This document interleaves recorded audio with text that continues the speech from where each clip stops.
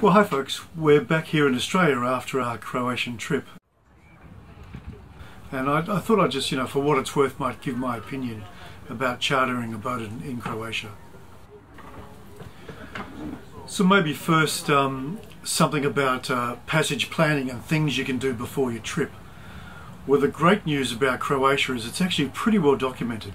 There is some stuff on YouTube, but you could do a lot of passage planning on a Navionics app and looking at charts and looking at resources. There's some websites, there's some yacht club websites.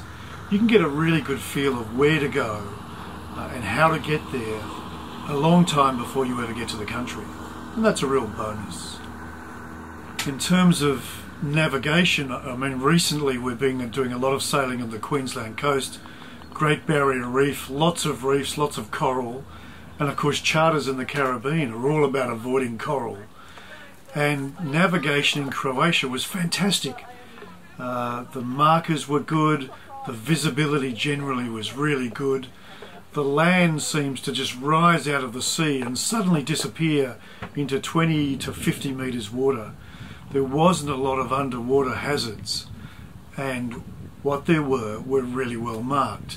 So I really appreciated that relative to other places, the navigation seemed to be from Split to Dubrovnik and back, seemed to be fairly simple.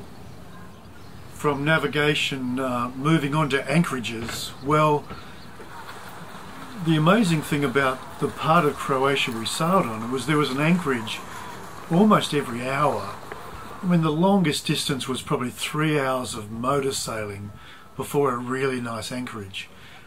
So if you got in trouble or if the weather turned bad, you could actually run to somewhere safe pretty easily.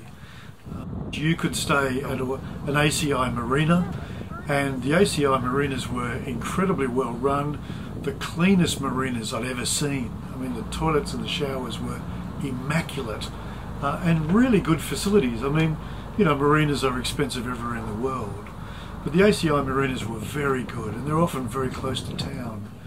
There's also the ubiquitous restaurant owner who will hail you as you sail into his little bay, and often they had their own buoys, or you could back onto their actual jetty and they would help you tie up to their jetty.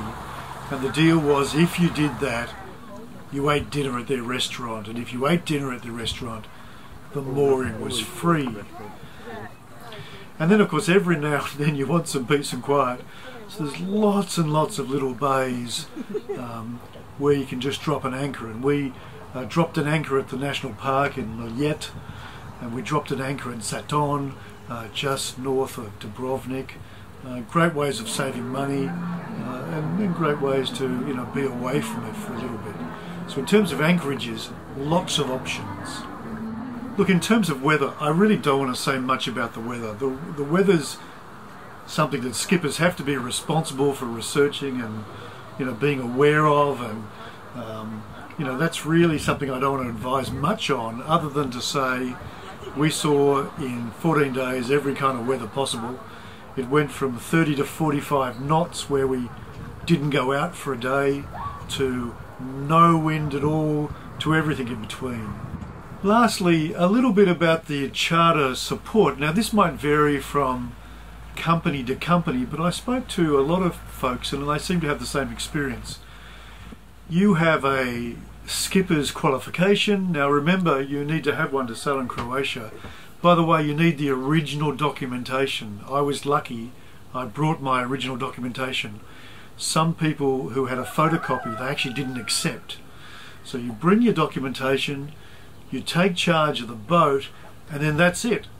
You're in charge. Even when there was a gale, no one rang us to warn us.